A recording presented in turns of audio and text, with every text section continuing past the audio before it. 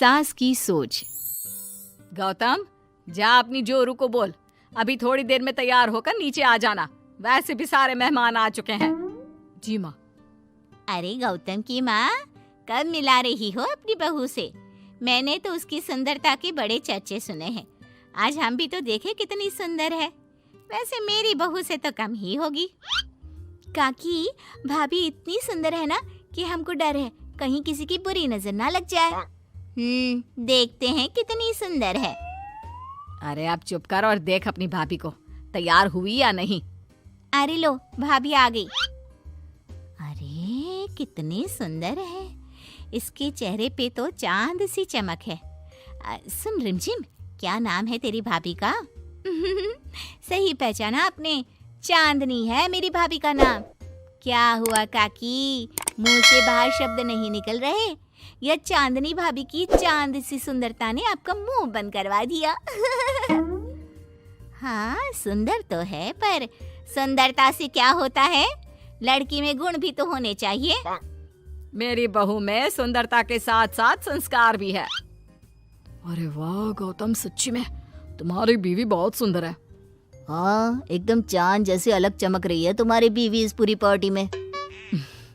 बात तो तुम एकदम सही कह रहे हो। इस भीड़ में भी सबसे अलग चमक रही है मेरी चांदनी।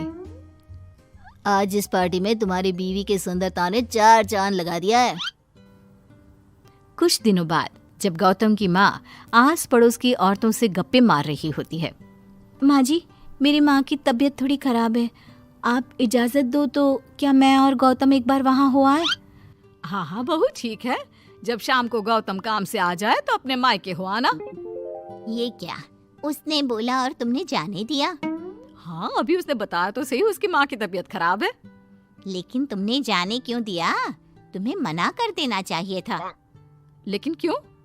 अरे तुम्हारी बहू को अभी शादी किए थोड़े ही दिन हुए हैं और वो अपने मायके जा रही है। अरे घूमने थोड़ी ना जा रही है, वो अपनी माँ को देखने जा रही है। अरे कुछ नहीं जानती, बहुत भोली हो। ये बहुएं बस बहाने बनाती हैं अपने मायके जाने के लिए। मैं तो कहती हूँ तुम अपनी बहू पे थोड़ा ध्यान दो। एक तो तुम्हारी बहू रूप की सुंदर है, कहीं तुम्हारे बेटे को बहला फुसला ना दे। अरे लेकिन वो ऐसा क्यों करेगी? और वैसे भी वो ऐसी नहीं है, वो मेरा बहुत ध्यान रखती है।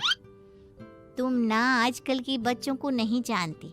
शुरू शुरू में ये सास की सेवा करना, परिवार का ख्याल रखना बहुत अच्छे से जानती है और पीठ पीछे अपने पतियों को परिवार से अलग होने की सलाह देती रहती है। क्यों बहनों, क्या मैं गलत कह रही हूँ? हाँ, वैसे बात तो सही है आपकी। और पता है, मेरी बहन की बेटी की शादी को अभी 1 महीना भी नहीं हुआ और उसका बेटा अपनी बीवी की हर बात मानता है। और तो और अपनी बीवी के लिए अपनी माँ से लड़ता भी है।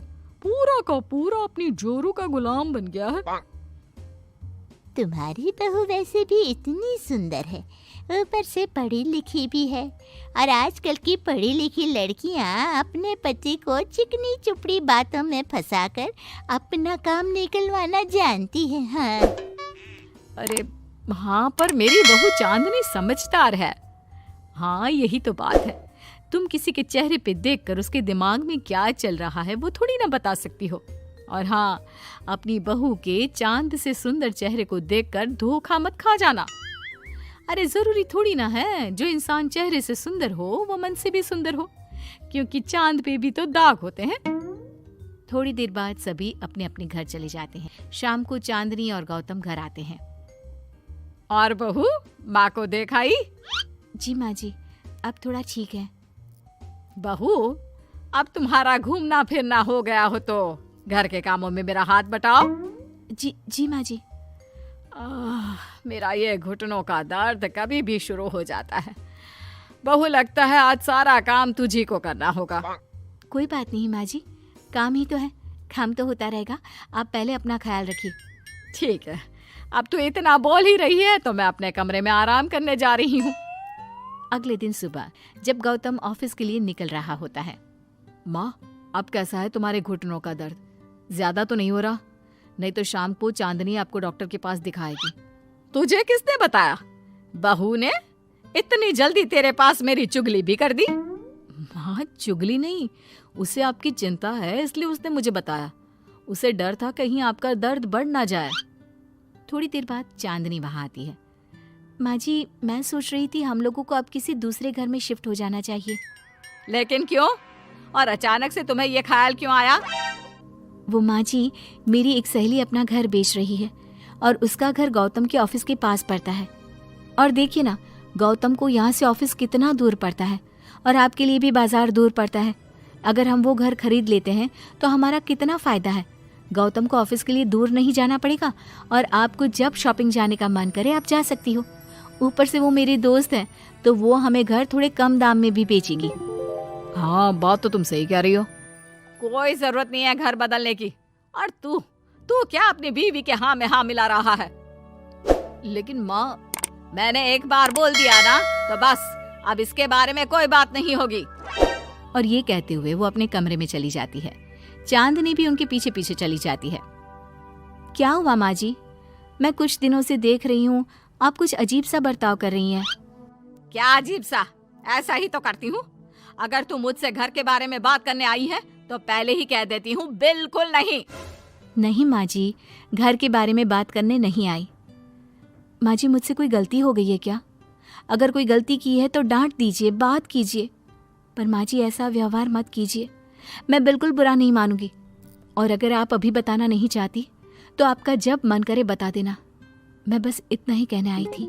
कहीं मैं आस पड़ोस की औरतों की बातों में आके अपनी बहू के साथ गलत तो नहीं कर रही?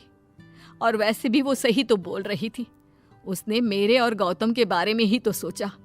वो हमारे बारे में इतना सोच रही है और मैं दूसरों की बातों में आकर उस पर शक कर रही हूँ। कुछ दिनों बाद काकी गौतम के घर गौतम की माँ से मिलने आती है। और गौतम की माँ, कैसी हो? मैंने सुना तुम घर बदल रही हो। हाँ, वो वहाँ से गौतम का ऑफिस पास पड़ता है ना, वहाँ की तरफ ज्यादा सुविधाएं भी है। लेकिन इतनी जल्दी तुमने घर कैसे ढूंढा? किसने बताया? मुझे भी बताओ, मुझे भी अपना घर बदलना था। ये चांदनी का आइडिया था, उसी ने घर ढूंढा। देखा, मैंने कहा था ना, इसने अभी से अलग घर ढूंढना भी शुरू कर दिया। देखो, इसमें मेरी भी रजामंदी है। और तुम क्या मेरी बहू की जासूसी करने यहाँ आती हो या मेरा हाल चाल पूछने? मैं तो बस। और एक बात मेरी ध्यान से सुन लो, मेरी बहू भी सुंदर है, उसका मन भी उसी की तरह सुंदर है। और एक बात, चांद में दाग जरूर होते हैं, पर जिस तरह आसमान के सभी तारे मिलकर चांद जैसी चमक नहीं दे सकते, उसी तरह मेरी बहू चांदनी की सुंदरता और खूबियों की बराबरी तुम्हारी या और किसी की बहू नहीं कर सकती। कहने की जरूरत नहीं। काकी कोई भी जवाब दिए बिना चुपचाप वहां से उठकर